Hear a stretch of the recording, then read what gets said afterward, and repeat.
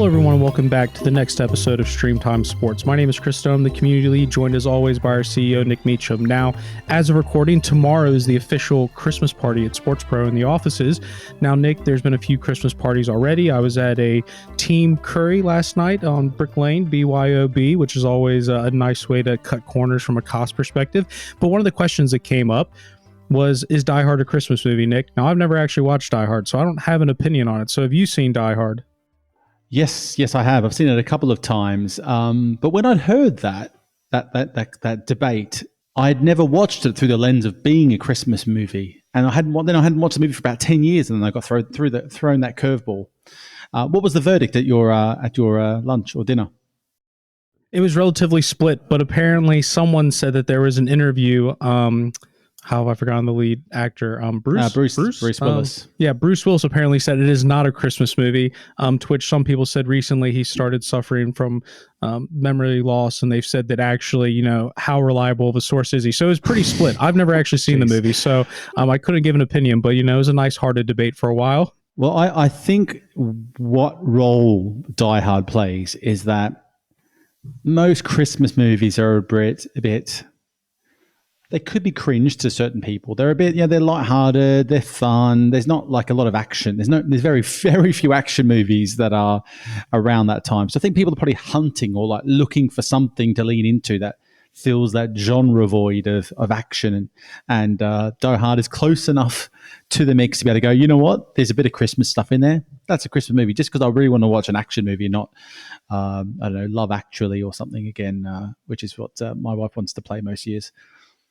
Well, the question I brought up, because anyone that's listening to this in our audience that's from America will already know, because it literally is played for 24 consecutive hours. My favorite Christmas movie is A Christmas Story. I think it must have been filmed in the 70s or 80s, but no one at the dinner last night had ever heard of it. So I don't know if it's just an American phenomenon, Nick. It's there's the whole scene where it's like you'll shoot your eye out because all the kid wanted was a red rifle BB gun, and asked Santa Claus for it, and everyone kept saying, "You'll shoot your eye out, kid." And then there's the scene where he almost shoots his eye out. It's an old movie. It was filmed in Cleveland, Ohio. You can go to the house where it was filmed. It's now sort of a tourist attraction, but apparently no one outside of America has ever seen the movie, despite how popular it is. Isn't It's a Wonderful Life supposed to be the Christmas movie, or is that something else? Is that another holiday? I believe that's the holiday film, and I think I only really know that because I was watching an episode of Ted Lasso where he's just downing himself in a bottle of whiskey watching it. So sounds like a really upbeat Christmas.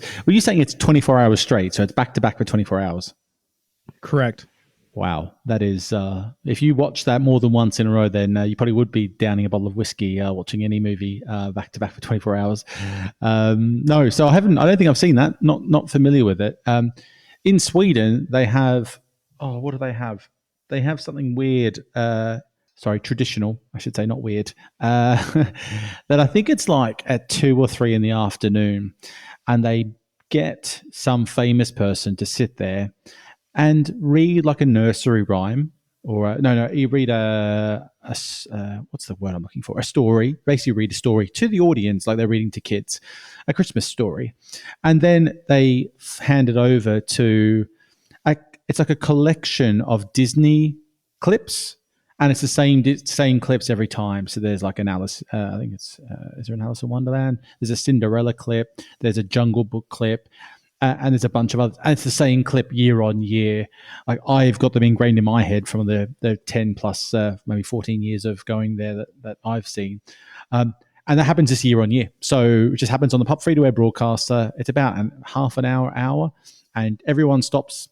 They build their whole lunch and everything around it, basically, to watch this 45 minutes of someone read a story and then just watch some Disney clips. And normally comatose after food consumption by then.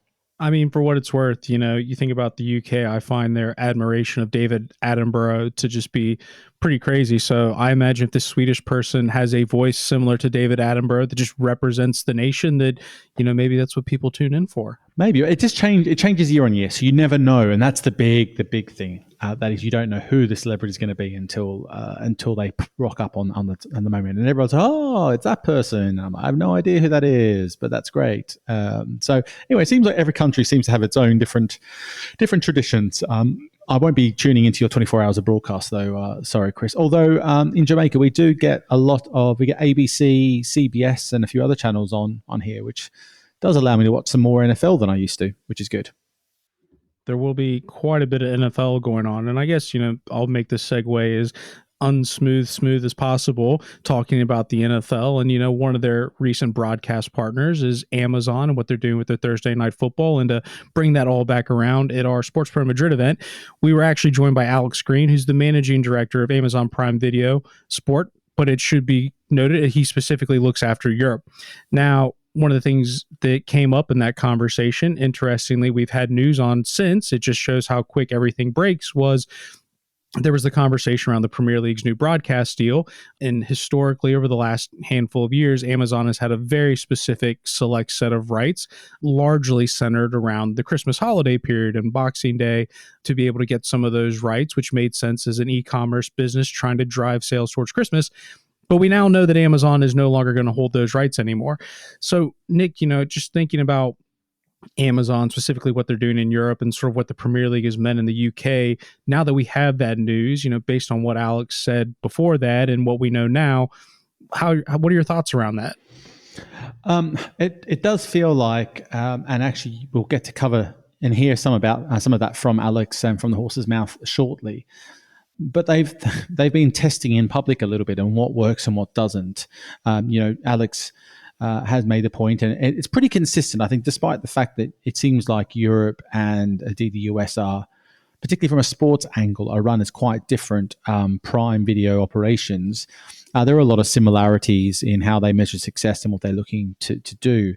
I remember talking to Marie Donoghue about these things, and they were pretty similar to what Alex points out, being really built around events-based moments. So where can they really move the needle on drive audiences to their platforms and their Thursday Night Football, and indeed Black Friday is a great example in the US. But the EPL Premier League deal that you mentioned is another great example of that as well.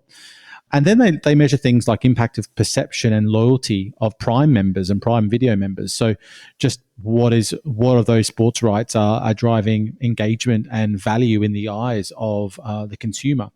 So it's interesting to hear those things and then now look back and see, well, they haven't taken on that Premier League deal, which in many eyes was...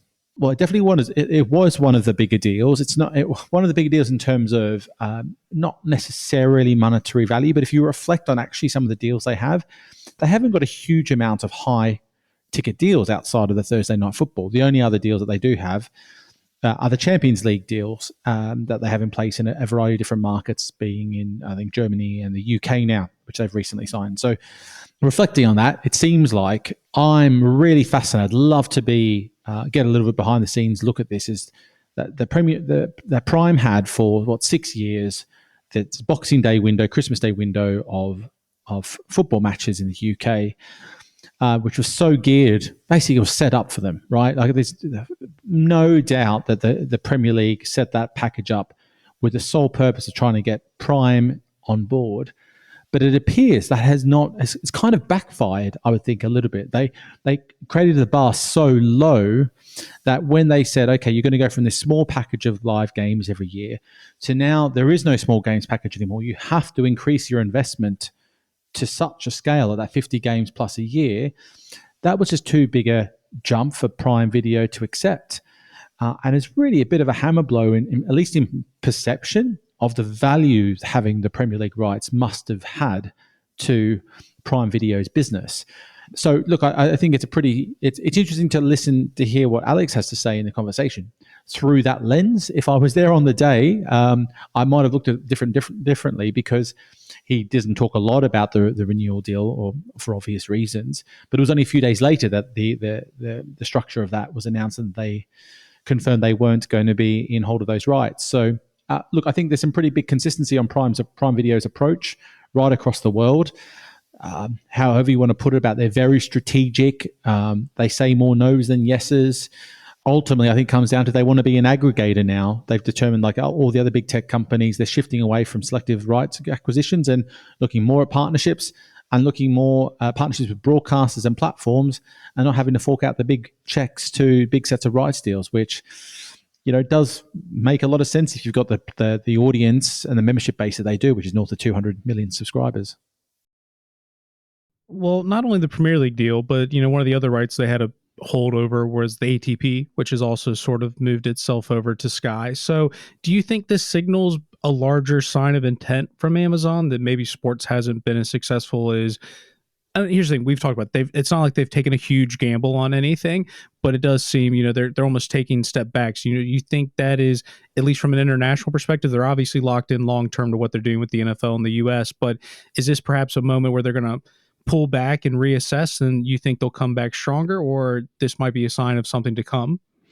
I look at it a couple of different angles and lenses. I would say from Amazon's lens, and I think we're seeing it across the board, right? That big tech are really leaning into this partnership approach, an aggregator approach, rather than trying to be a really gated paywall where everyone has to sign up to their platforms. They just want to add more value, have more and more content, become more sticky, and they're not as willing to perhaps put those huge rights fees, pay those huge rights fees that they would have historically. And I think Amazon's moves are pretty clear on that. If you took away the Thursday Night Football deal and the Black Friday deal in the US, actually their investments are pretty small across the board in comparison to say DAZN has done in their investments in other markets. And you think about what else the activity they have around some of those live moments. They don't provide the same value that a Sky does to storytelling and ongoing fan engagement between events.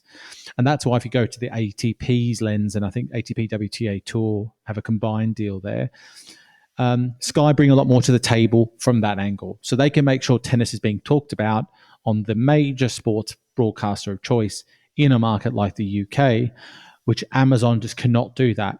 You have availability of the live matches. From my experience, you have to go find it. It got better at the end, but it wasn't a great user experience where I stumbled across, some live tennis to watch. I had to go looking for it more than I would have expected.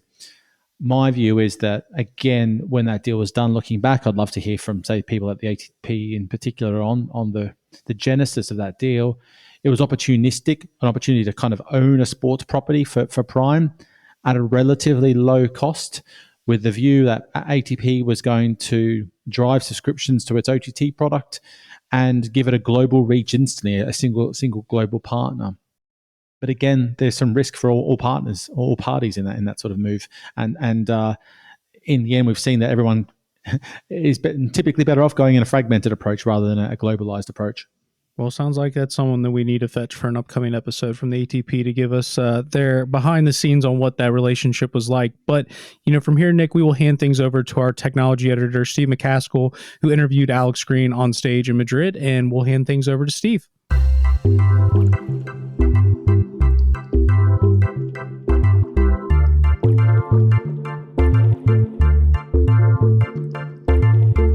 Well, what an introduction for a company that scarcely needs any introduction. Often for these sessions, we have broadcasters, we have tech vendors, we have specialists in areas like e-commerce. It's rare we have someone from a company that's all three. So, Alex, thank you very much for joining me today. And don't worry, I'm going to leave the deep tech dives for your colleagues over in Las Vegas at the minute. We won't be mentioning AI, I don't think. But I do want to pick your brain about broadcasting. And you've been with Amazon since the beginning of its sports broadcasting journey. And obviously, Amazon's quite different from other major broadcasts in terms of its how it does things, its ambition, how it monetizes its viewers.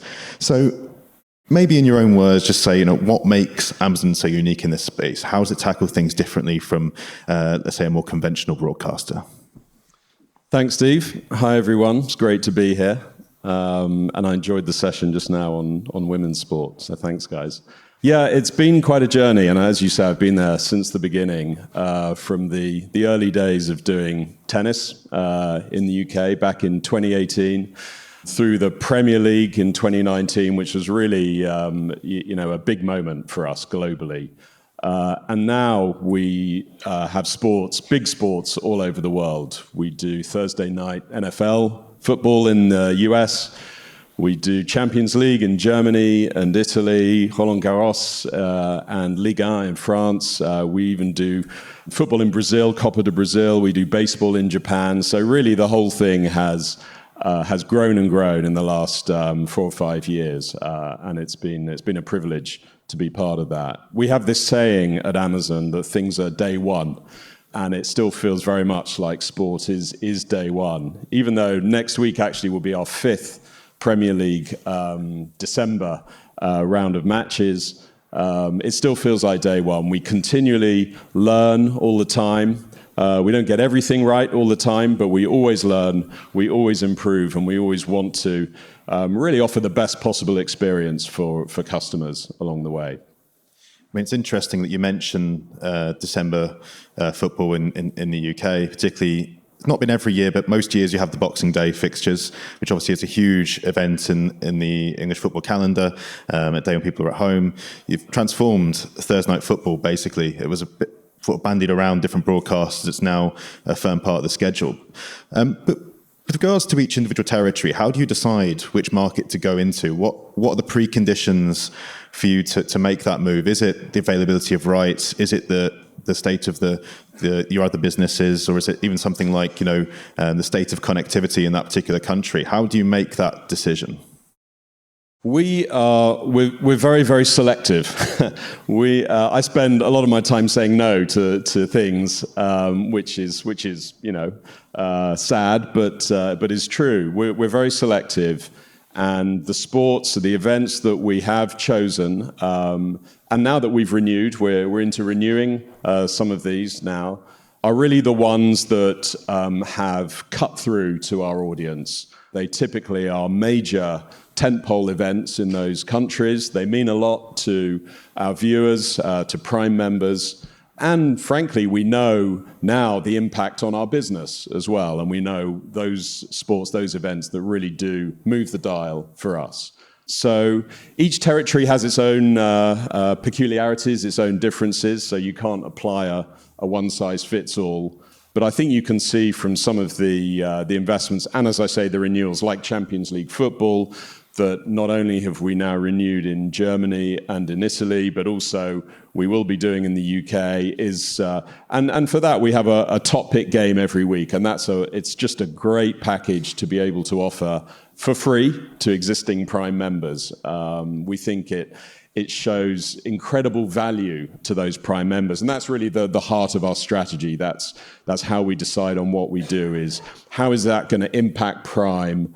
How is it going to impact the perception of value of Prime to those existing Prime members, to encourage new people to try Prime and to drive more engagement and more loyalty from existing Prime members in those territories? I mean, those tentpole events that you speak of, they're obviously the foundation for the overall sporting service that you have on Prime Video. But you have other things. You have All or Nothing. There are various documentary series. There are magazine shows. How does non-live programming or shoulder programming fit into that strategy, sort of building around those live events? Yeah, they're very complementary, and we're very proud of the work that we've done in the documentary space, particularly the All or Nothing series. Actually, it's strange to think of it. Our first one, the Man City one, was back in 2018, so even before we'd actually kicked off our live Premier League coverage. But now they very much complement each other.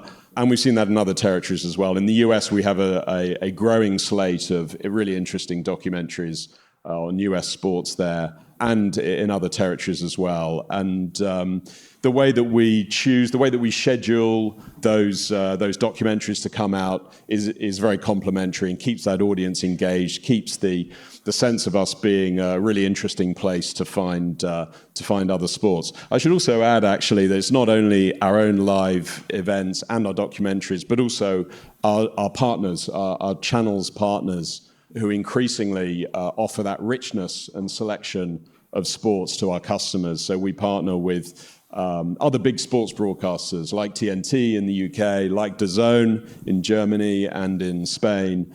And that's a big part of being a broader sports destination on Amazon Prime. If you do have any questions for Alex, I do invite you to put them on Slido. But he did mention that you are in the business of renewing deals, so I'm going to be that person and say any questions about active rights negotiations probably won't be answered. It'll be a short answer. You can ask them; you might get the answer you want.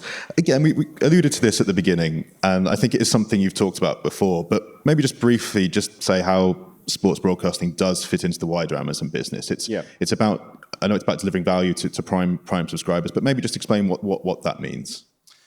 Yeah, well, look, Prime it's a very unique service. We have over 200 million Prime members worldwide, and it's really different to any other membership service you can think of. The combination of shipping benefits, Prime Video, obviously, music as well. So it is this whole collection of benefits, and it's very unique. And sport now has become a really important, pillar in those territories where we've launched live sports as part of that collection of benefits. But yes, within the wider sort of Amazon, there are various other touch points as well. We work closely with AWS, for example, provides a lot of the technology backbone. With the devices organization, Fire TV, you get a fabulous experience there, watching our sport on those devices, and retail as well. So, I mean, Amazon is this sort of organic being where these various parts work together and offer customers really something that's more than simply the sum of its parts. I mean, as you start partnering with higher profile organizations, the NFL, the Premier League, and these are mass events that can get millions of viewers, there does tend to be more scrutiny about how you deliver those from a technical point of view. So perhaps give us an idea of the operation required to deliver these events reliably at scale to, I don't know how many different devices. I certainly remember when you started in the UK, that was a big thing. There were a few questions ahead of TNF last season. Just give us an idea of the scale of that operation and how you make sure that everyone has the best possible experience. Yeah, it's not easy. It's a continual technical and operational challenge, a great challenge, and one that we kind of love doing actually at Amazon because we keep finding ways to improve the experience. We have teams all over the world actually in a very kind of integrated way, supporting all of our big events. From Seattle through London, in India. As well, and we're very much on it when it comes to a big event like Black Friday football, for example, in the US, or the Premier League, and the experience keeps improving. Things like the latency, which used to be a much bigger factor when people were watching streaming versus traditional TV distribution. We found ways to reduce the latency now to under 10 seconds to a whole range of devices. So that's one example. And we keep innovating in the experience as well. We now offer HDR, display on host broadcast football matches with Champions League, for example. We're starting to use AI, of course, with things like Rapid Recap, which is a service we've also introduced with Champions League football. If you tune in after the start, you get a quick rundown of the big moments of the game, and that's all done through machine learning. So, the technology, we will never stop using the technology to keep improving the experience for viewers. I have heard your colleagues talk about this fabled device room that you have. Yes. I'm quite keen on going to see it. So just very quickly, what is the device room? What is the device room? It's a room with a lot of devices. We have a few of them now, actually. We have them in London. We have them in the US. The streaming is...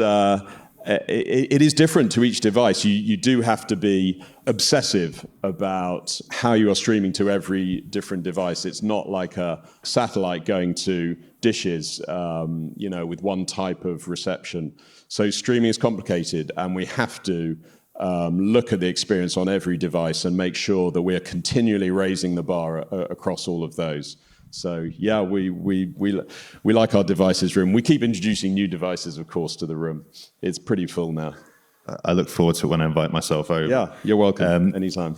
And I know I joked about, you wouldn't be talking about tech. I'll leave it to your colleagues over at re:Event, and obviously you've mentioned AI there, but there's no escaping the fact you are part of a much wider business, especially when it comes to technology. A lot of the technologies that underpin a lot of the things that we use with AWS, and these are being used to power all sorts of innovations in your coverage. I'm thinking of the particularly with the NFL. If you think a few things introduced this season. So, how does being part of that wider business improve your coverage, and how does it influence how it's done? Particularly, I'm thinking on the consumer side as well, in terms of the new products. It's not products, but I guess broadcast features they'll see within things like the NFL. Yeah, well, Amazon is obviously, we are a big technology company, but having said that, I wouldn't say the tech is the thing that drives our thinking as such. It's really the customer experiences. We always start with the viewer. What do we want to offer, and how do we work backwards from there? And then the technology is there to really support that and see if it's possible. So, yeah, look, it's a privilege to have such an incredible resource base of engineers, of developers, of people who want to create great experiences. But as I say, it starts with the experience rather than the technology. I never think we should be you can't be a slave to the technology. The technology should be there as the enabler. But it is amazing that we have this depth of resource in order to really deliver that technology. And a lot of the technology, it's not just about features, it is about quality, the quality of experience. That's so much of the sort of invisible part of watching sport, is when it's totally reliable. There's no buffering, there's no glitches, the sound is great, the picture quality is great. A lot of technology goes into that, and that's just such an important part of really enjoying the experience.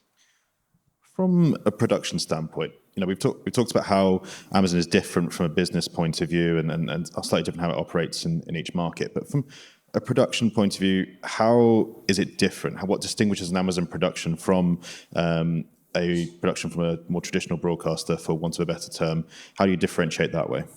Yeah, from the start, we wanted to have our own sense of production, our own values. We've always almost taken it as a bit of a mantra that we want to ensure that viewers can get as close to the action as possible.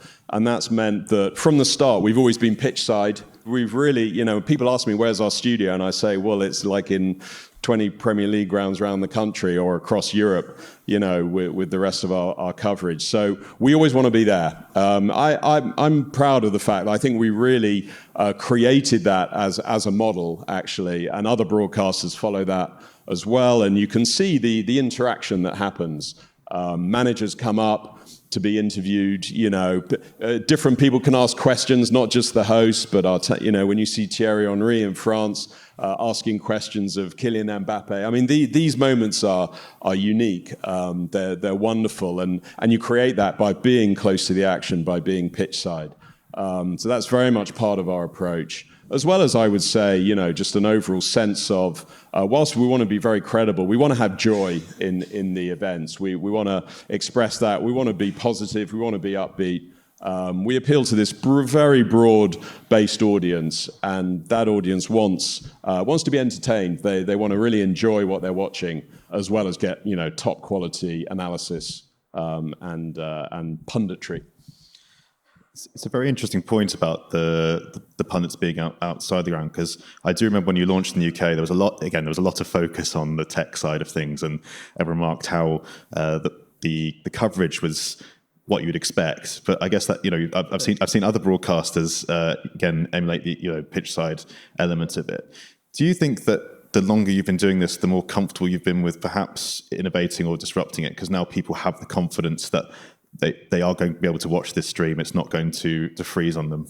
Yeah, I think it's fair to say our number one priority when we launched was just, let's make sure this actually works. And stays up and is, gives viewers the experience of watching the game without any issues. That was our number one focus. And really the production values were kind of on top of that. We wanted to do things our way. I think you're right, as we've now become more confident. I mean, some of the audiences we now deliver are massive. In Germany, for example, earlier this year in the knockout stages of the Champions League, we reached over 4 million homes.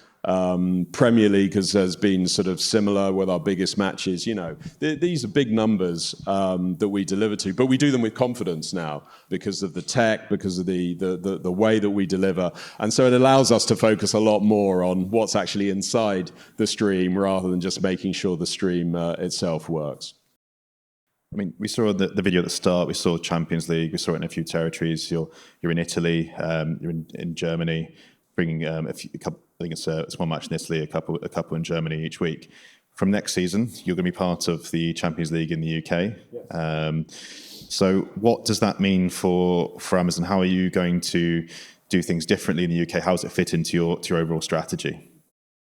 Yeah, look, I mean, it's a package we know well, and as I say, we've renewed in Germany and Italy. We do Tuesdays in Germany, we do Wednesdays in Italy. We'll be doing Tuesdays in the UK. It means we will always have a super high quality game of football. And by the way, the new format of the Champions League, which kicks off next year, I think will ensure that those games are even higher quality, particularly during the group stages, which is now a very different format. Which I won't go into here. No, we're really excited by the UK. I don't have too much else to add in terms of how we're going to do it, but fasten your seatbelts. It's going to be big, we're going to have a lot of fun doing it.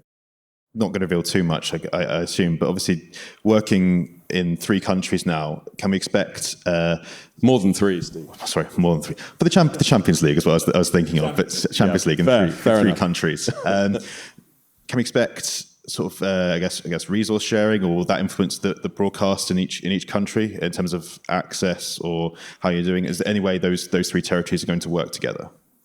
Yeah, it's an interesting question. I mean, we definitely learn from all of the things we do in different territories. I mean, having said that, we're very, very sensitive to the local cultural kind of way of doing things and how we can resonate most in our broadcast. And that is different across Germany, Italy, and the UK, and France for that matter.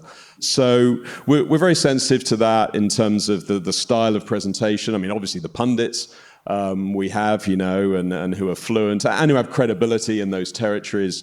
So yeah, we have an interesting, we're definitely not, right, that's the way we do things and we're just going to follow this template.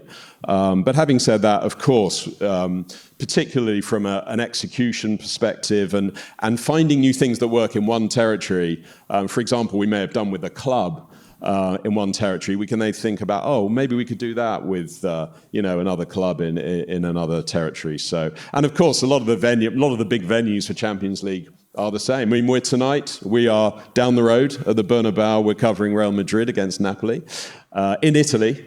It's our top pick for Italy, so that's fun. But I'm sure we'll be at the Bernabeu again. Who knows? Maybe for one of our UK matches. Yeah, I think it'll be interesting when it does come to the UK in terms of the audience it reaches. For myself, growing up with matches on ITV before it all went behind a paywall. So it'll be interesting. Yeah. Just a reminder to submit any questions you might have. I don't know if we've got any at the minute, but last week was a big moment for Amazon with the first ever Black Friday NFL game in the US. I think a lot of people were interested to see how that would go, particularly because Amazon's there's a reported sum for what it's paying, and people are reading into that a little bit. But what was your view of what they tried to do over there? Is there anything that you might bring to the UK, particularly Black Friday being the busiest shopping day in the US, Boxing Day being the start of sales in the UK? Things are going online a lot more. People are a captive audience at home, perhaps with their in-laws watching 4 matches in a row from the Premier League if they want. So, what was your view on the Black Friday game, and anything you may want to bring over to the UK or even elsewhere?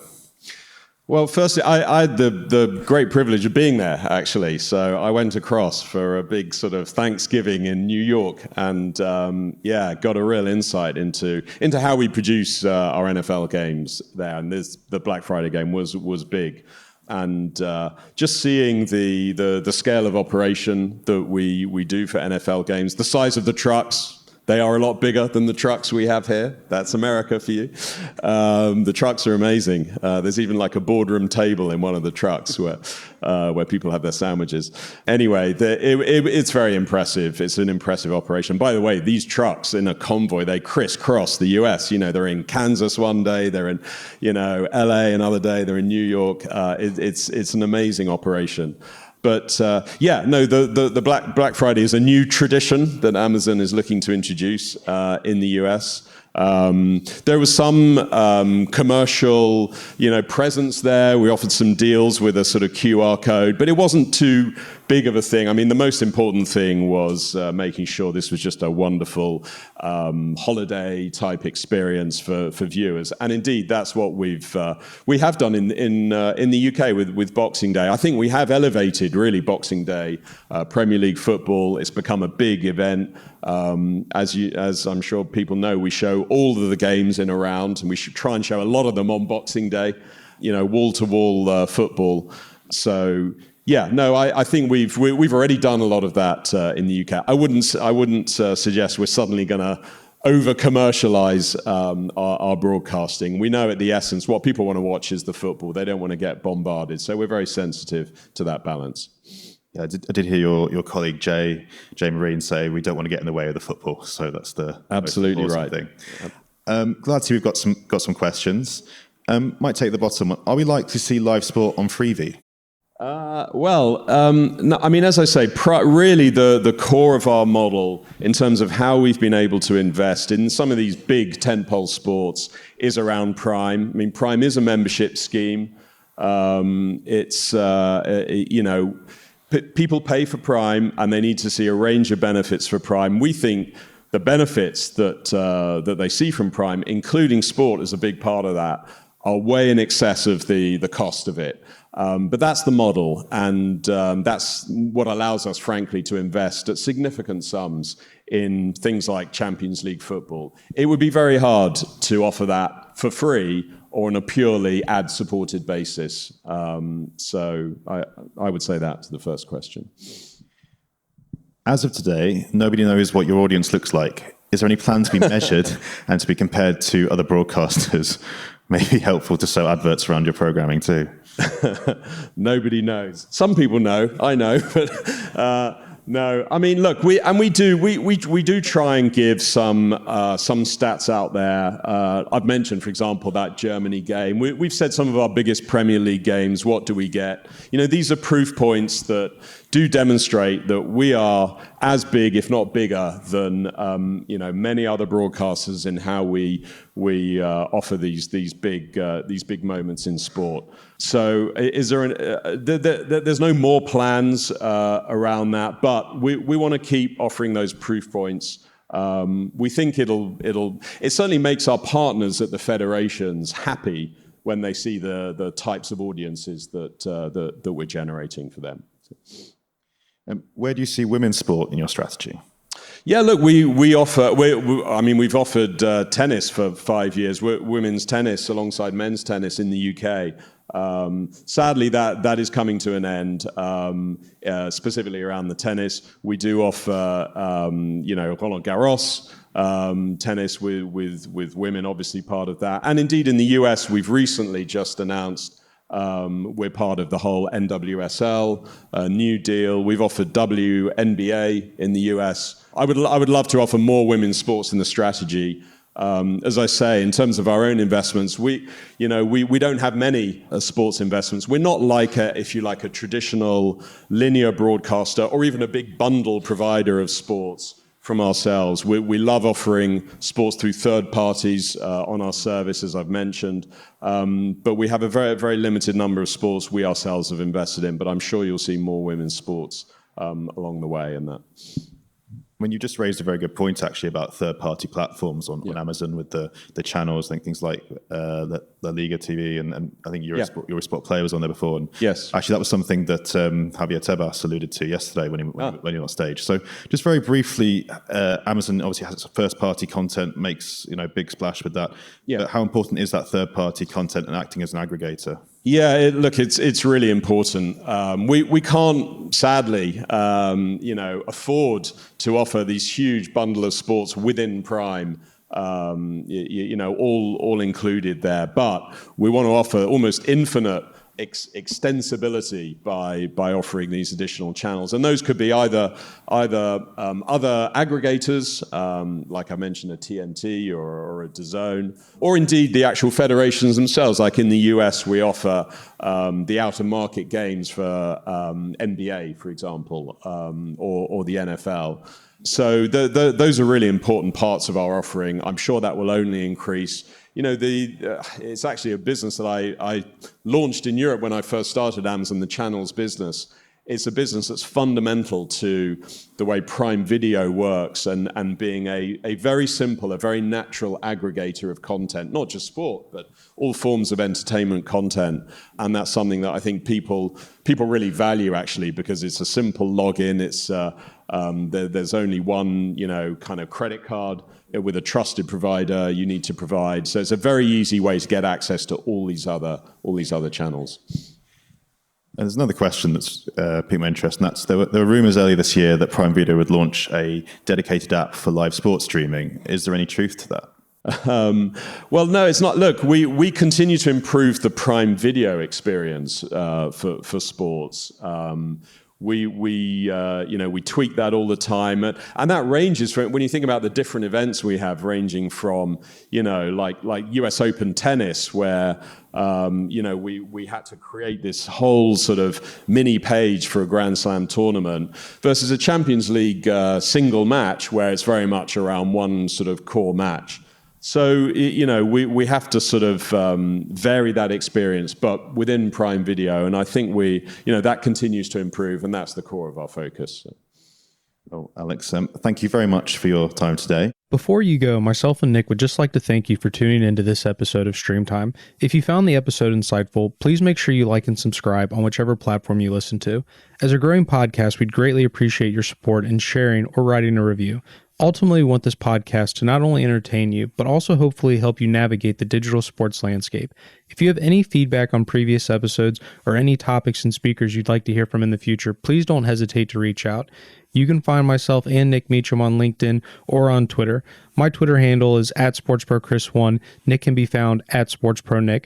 Of course, if you want to stay fully up to date on the sports business news cycle, please make sure to visit the Sports Pro Media website or sign up to one of our several newsletters to make sure you don't miss anything. Once again, thank you, and we look forward to you joining us next week on the Streamtime podcast.